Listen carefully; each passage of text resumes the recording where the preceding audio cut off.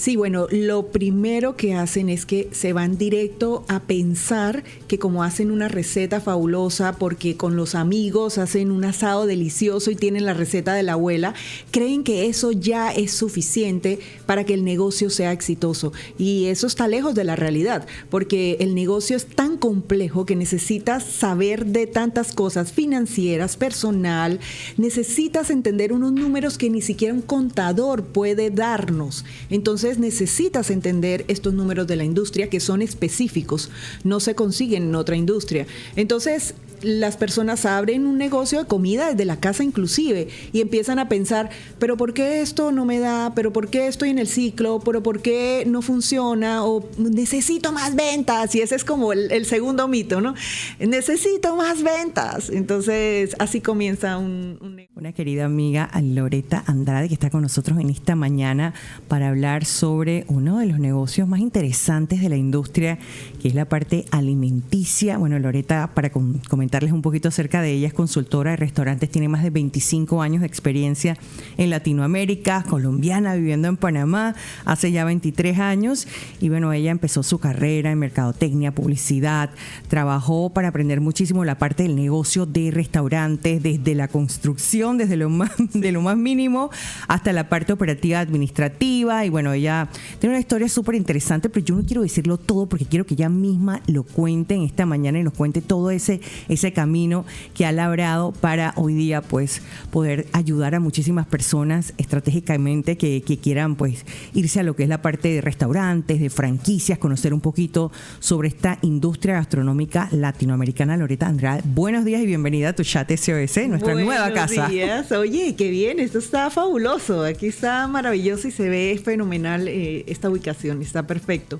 Muchas gracias, Gigi, por la invitación, de verdad que es fascinante hablar de este tema, que hay muchos mitos, muchas leyendas acerca de cómo se abre un restaurante, de cómo funciona, y la verdad es que en el mundo actual se cree que el negocio de alimentos y bebidas es un poco fácil y además de eso se puede hacer así de la nada, ¿no? Entonces cualquier persona que se jubila, que está sin trabajo, que es un chef que salió recién de su universidad o cualquier persona que no tiene un trabajo, lo primero que piensa es abrir un restaurante pensando que esto es fácil. Que facilito. Sí, ¿Cuál es el error más grande que cometen las personas cuando precisamente quieren invertir y hacer un restaurante?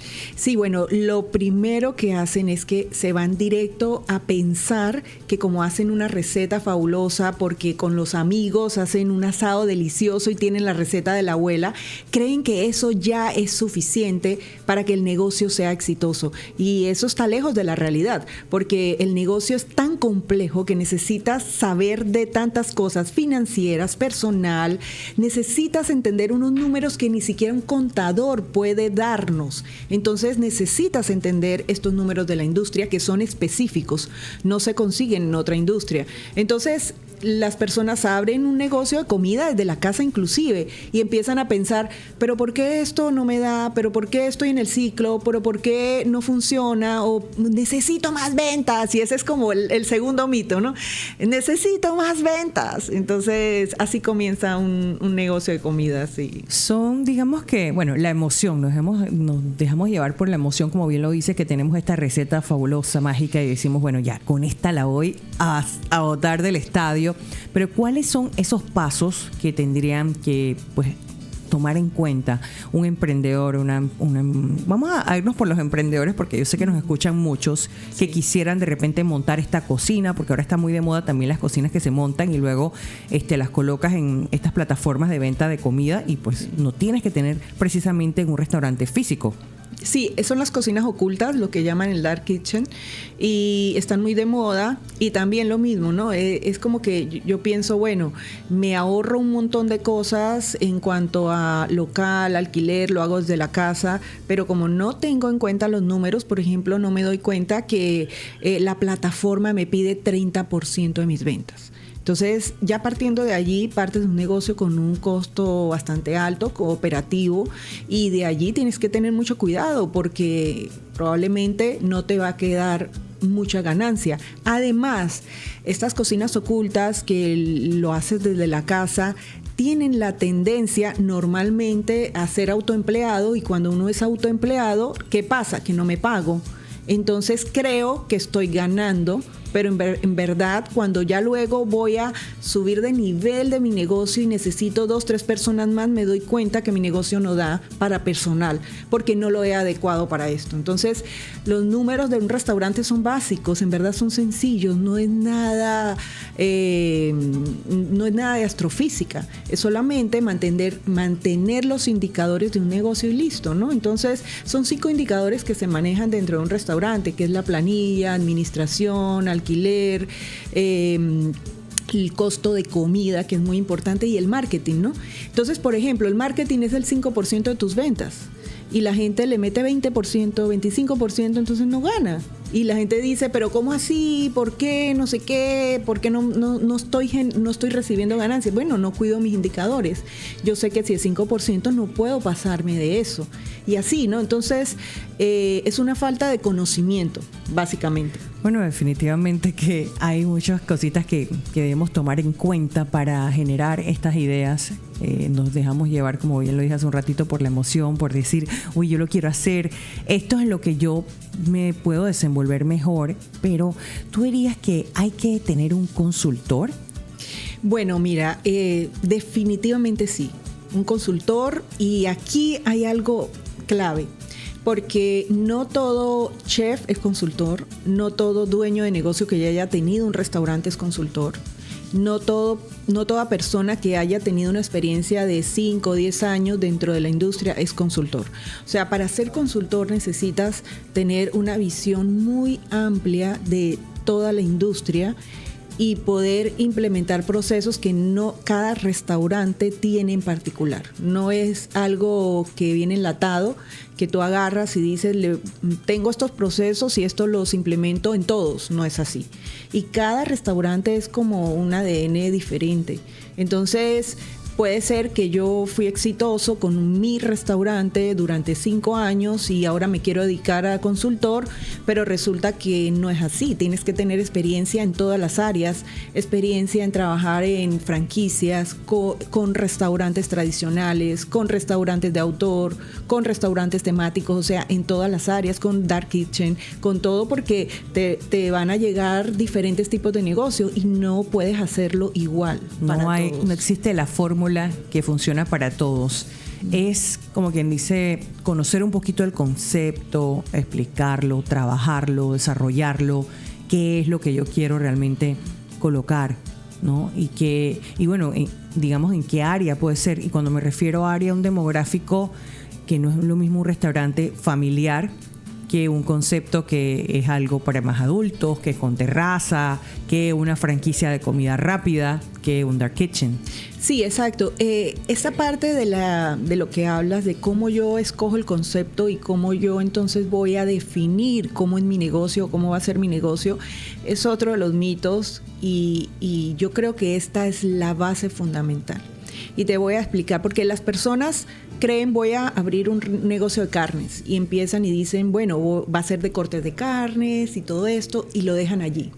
Pero la identidad del negocio no es solo cortes de carnes. La identidad de negocio tiene aristas muy, muy importantes que lo dejamos de lado y solamente lo maquillamos. Maquillamos allí, maquillamos que se vea que un toro, que se vea carnes, que se vea una mesa de madera, vemos los conceptos básicos, pero no vemos la parte integral de lo que es la identidad. Como le explico yo a mis clientes muchas veces cuando me dicen, pero Loreta, ¿qué es eso de la identidad? Porque tú me hablas y me dices y no entiendo, yo lo tengo, pero tú me dices que no lo tengo. Entonces yo les explico lo siguiente.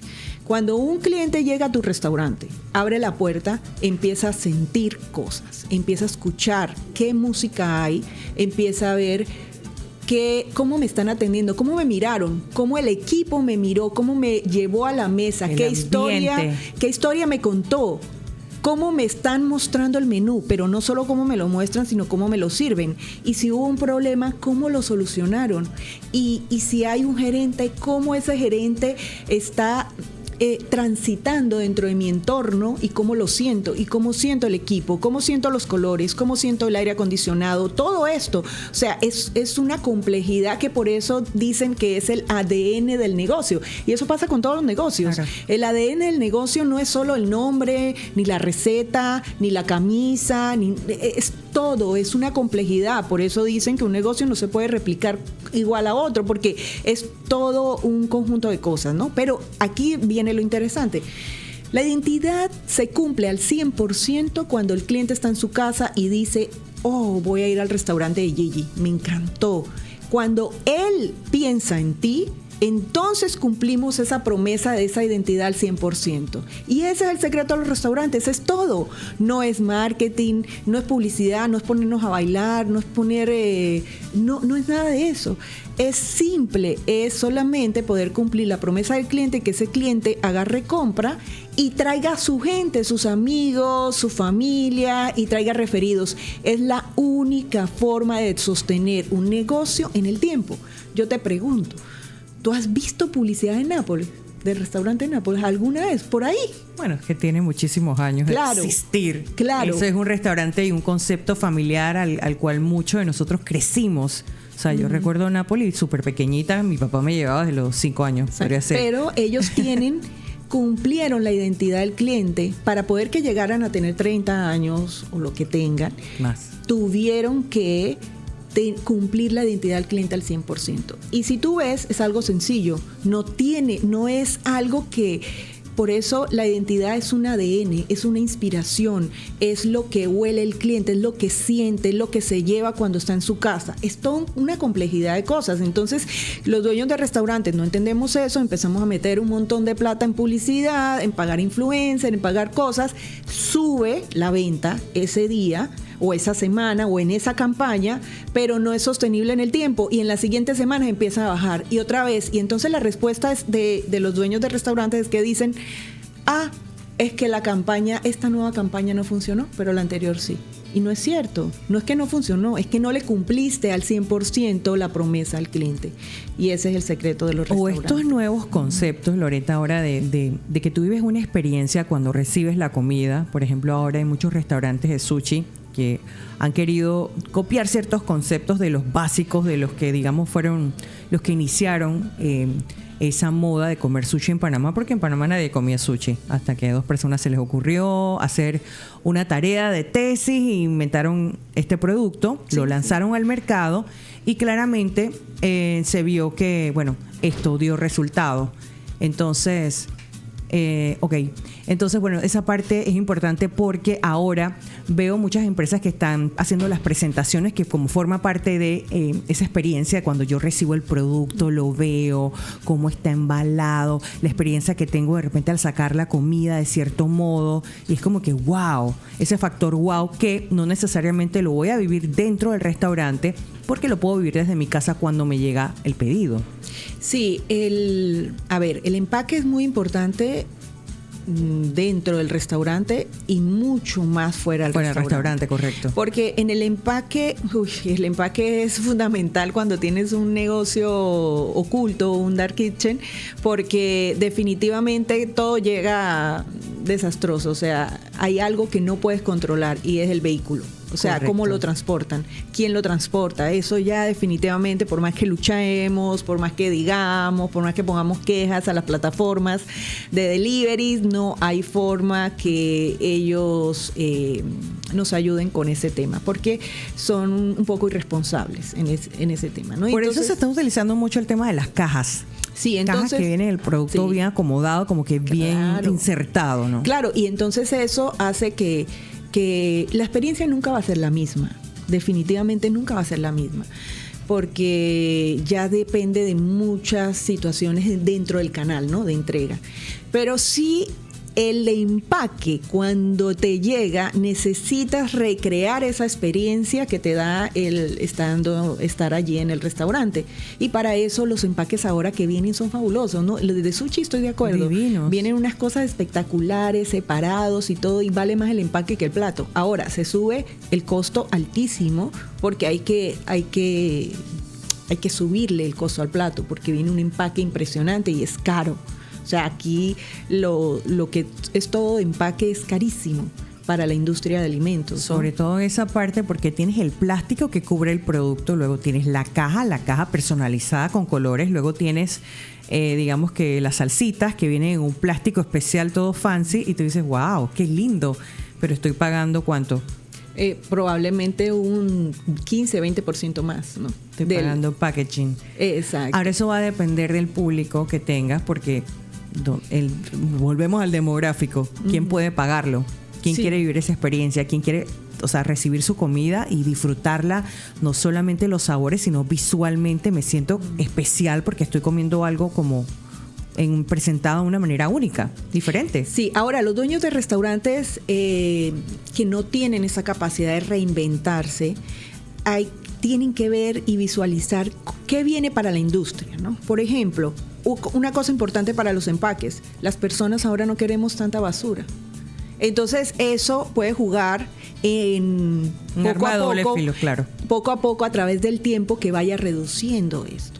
Entonces yo creo que una de las cosas que la pandemia nos dejó es que teníamos demasiada basura en la casa. Cada vez que llegaba una comida era empaque sobre empaque, ¿no? Aquí en Panamá pues tenemos la fortuna que tenemos una ley que nos pide y nos exige tener 0 plásticos, pero no los cumplimos, ¿no? O sea... No se cumple al 100%, pero tratamos de hacerlo y muchos restaurantes lo hacen, hay unos que lo hacen muy bien, pero son costosísimos estos empaques, pero igual es basura, o sea, igualmente es basura. Entonces, nada como ir a un restaurante que no vas a dejar esa huella de basura dentro de la sociedad. Entonces, cuando piensas esto, ves que las personas ya ni siquiera están tomando licor. Cambia la industria.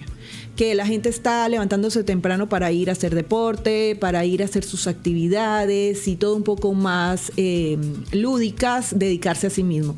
Cuando tú empiezas a ver todo esto, empieza a cambiar las cosas. Ya las discotecas aquí, ya no hay casi discotecas, ya todo se está transformando. Ya cuando de pronto tú empiezas a ver en la ciudad que hay una coffee party a las 10 de la mañana y entonces tú dices, oye, pero ¿qué está pasando? En mis tiempos era a las 2 de la mañana empezaba la rumba. Claro. Entonces los dueños de restaurantes tienen que prever eso y visualizar eso. Entonces yo agarro, de pronto compro para 3 años un montón de cajas espectaculares y todo, pero luego empiezo a ver que va bajando esa petición. Entonces allí es donde las personas, los dueños de restaurantes deben ver, esto de verdad se va a quedar en el tiempo, de verdad tengo que invertir en esto, ¿será que las cocinas ocultas funcionan o no funcionan? Que en mi modo de ver todavía van a quedar, pero sí están bajando bastante el ritmo, ¿no?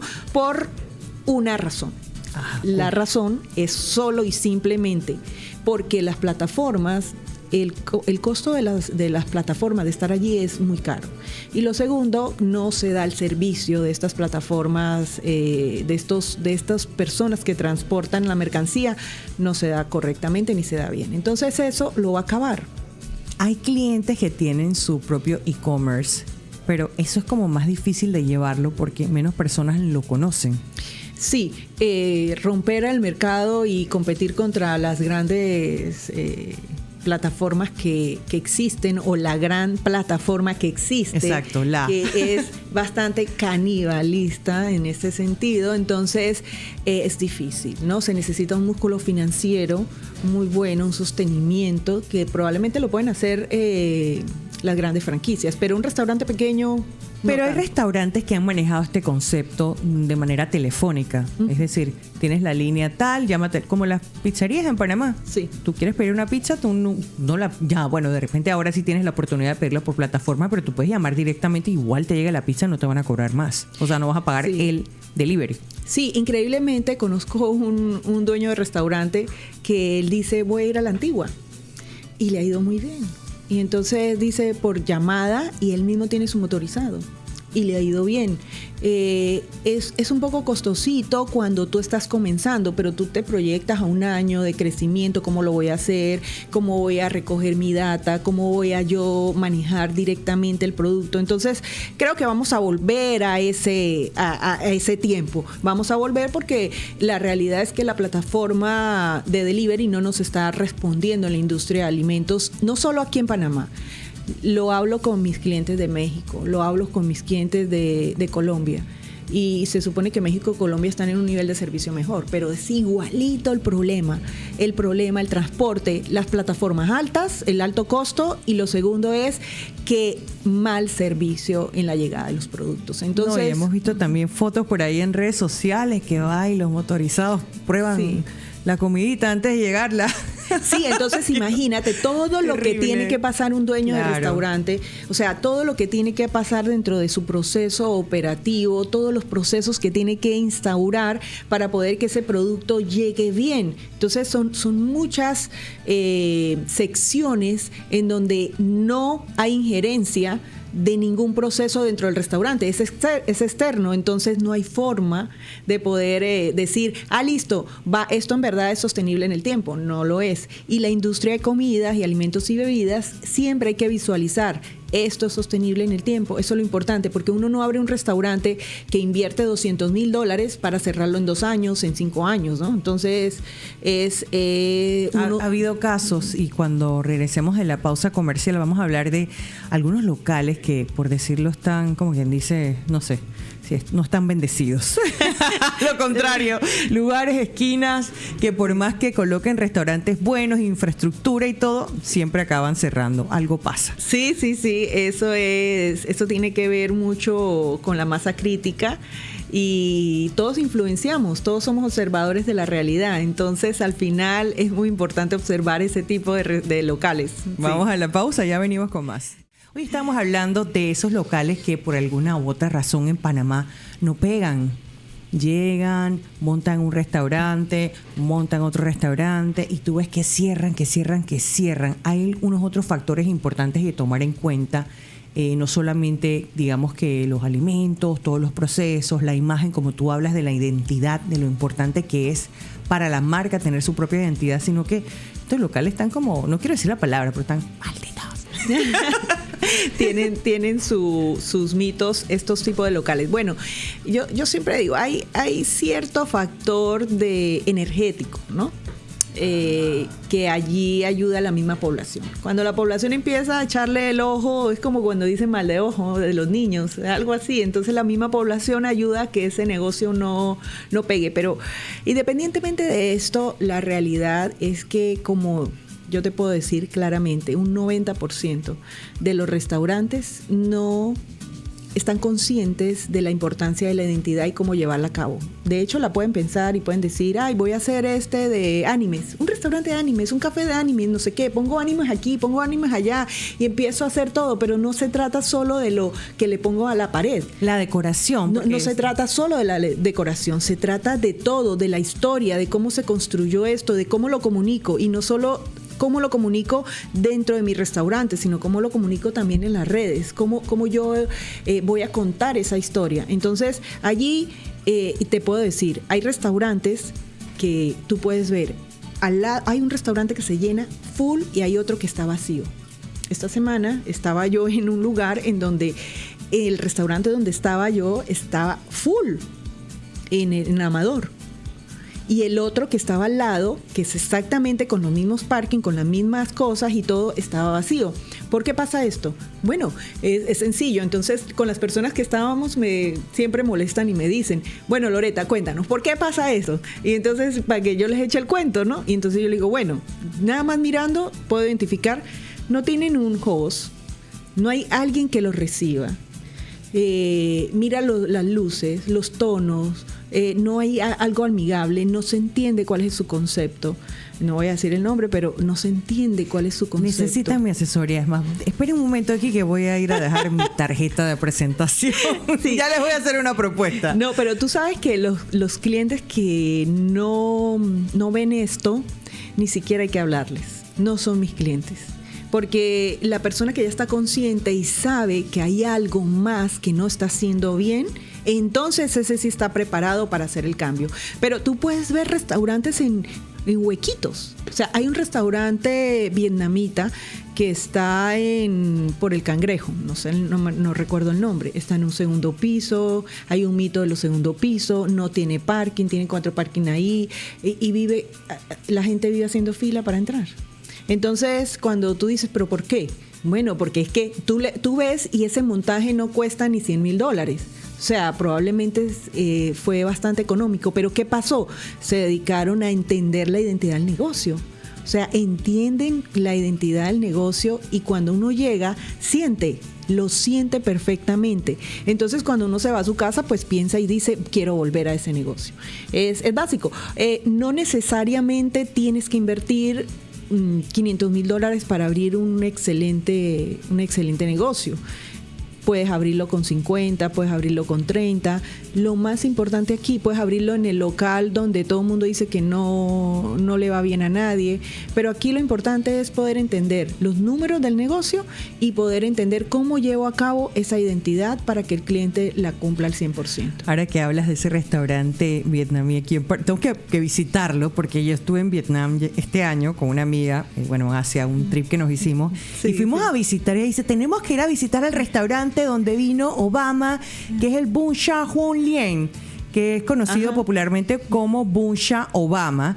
Este plato que él compartió ahí con el chef Anthony Bourdain, tú recuerdas, ¿no? Sí, sí. Vamos a comer el Bún Cha, que son estos fideos con cerdos a la parrilla, y es un restaurante que es pues a referencia a nivel global, ¿no? Está en medio de la calle, en el área de vietnamita, muy turístico y todo esto, pero pasa algo como extraño.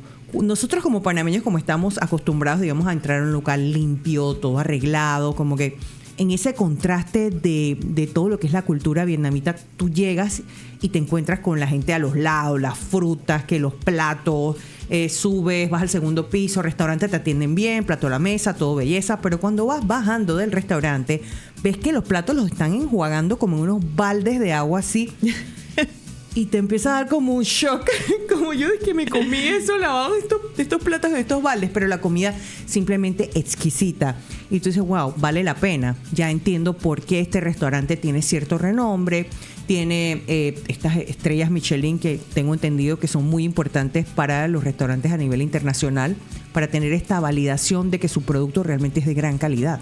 Sí, mira, eso que dijiste es hermoso, además es poético para mí porque es increíble como un restaurante en donde tú ves cómo lavan los platos de una forma rústica, ¿no? Me morí.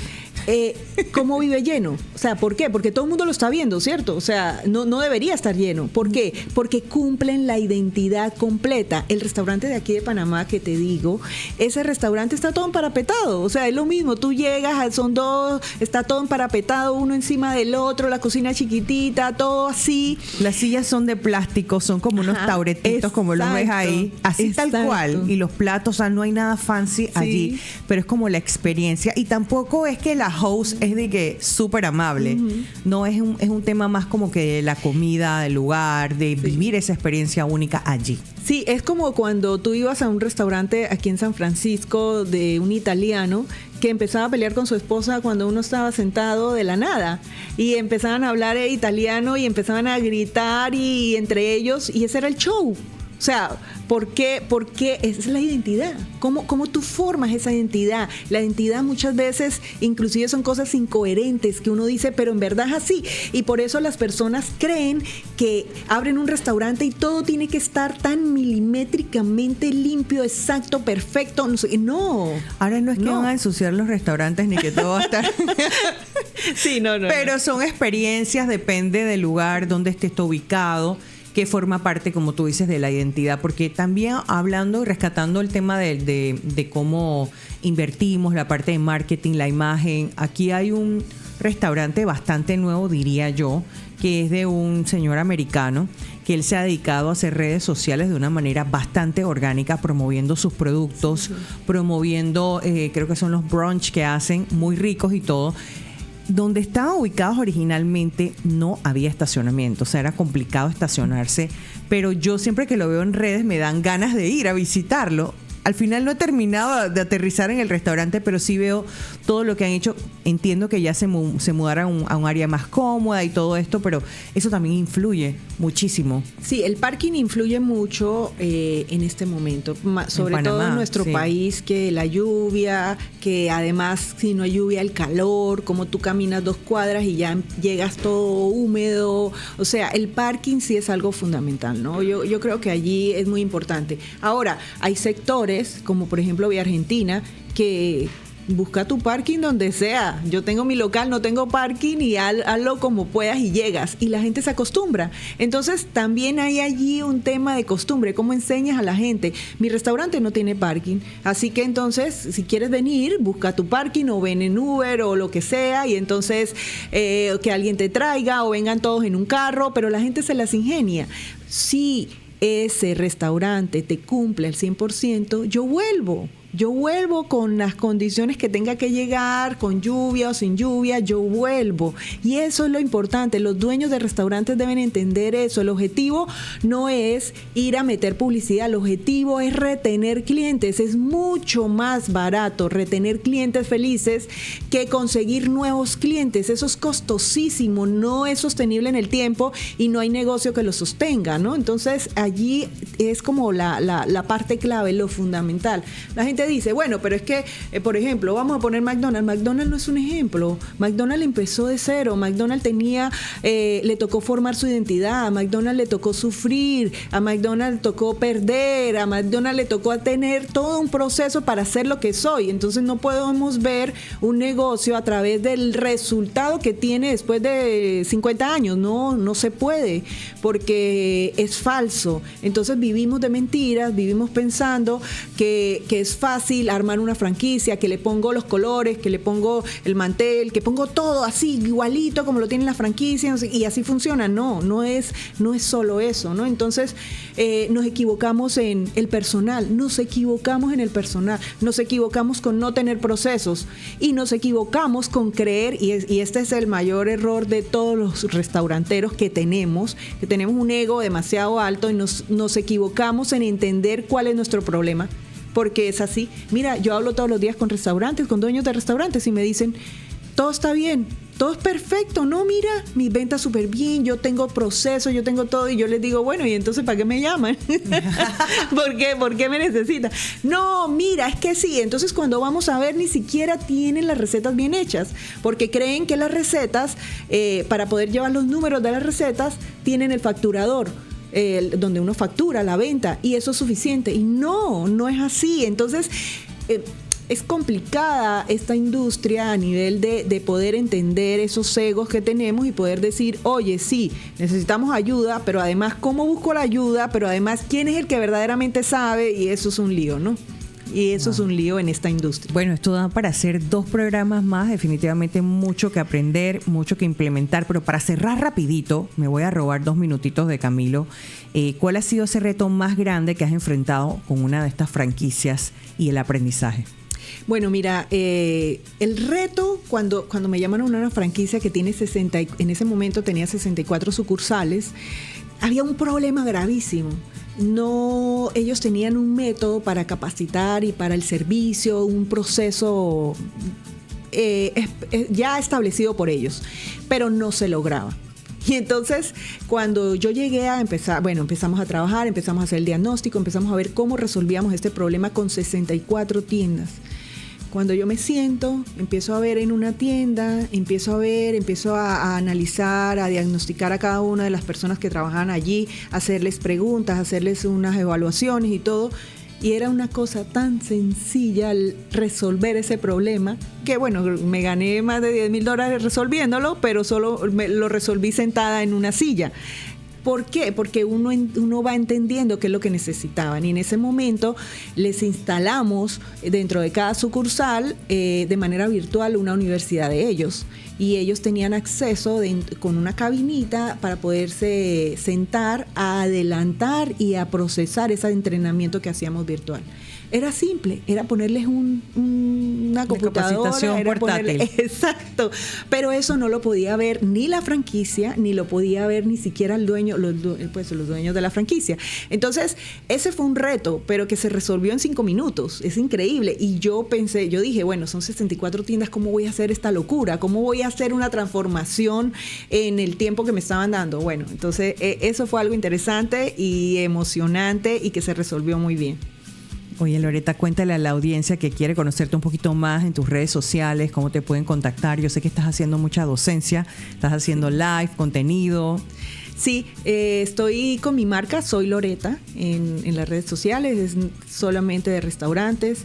Estoy haciendo un live los martes y los jueves, visibilizando un poco lo que tiene que ver con los restaurantes, ese mito, esos secretos, todo lo que la gente no cuenta, porque normalmente un dueño de restaurante solo dice que está volando. Entonces, esto es como para visibilizar que, oye, esto es duro. Si te vas a meter, listo, dale, te ayudamos, estamos aquí, pero entiende cómo es el negocio. Entonces, todo el contenido que estoy subiendo a mis redes es básicamente para poder que las personas puedan saber que no es agarrar y montar una receta, que hay que entrenarse, capacitarse, entender, buscar y saber un poco más de esta industria, porque no es así a buenas de primeras que tú agarres y digas vas a montar un negocio, porque no solo depende tu patrimonio, sino depende un montón de gente que empieza a contratar, las familias, los hijos de ellos, y cuando tienes que decirles no más, es horroroso, es un dolor muy grande que uno pierde. Muy triste. Bueno, ya saben, seguir a Loreta, Soy Loreta en Instagram para que puedan conocer todo este contenido, y por ahí continuaremos con una segunda parte el otro año. ¿Por qué no? Vamos a refrescando y vemos cuáles son esos planes para el 2026. Soy Gigi, tu voz, y los vamos a dejar con Camilo Coronado. Gracias, Diego, en Controles. Nos escuchamos aquí mañana a las 10. Chao, chao.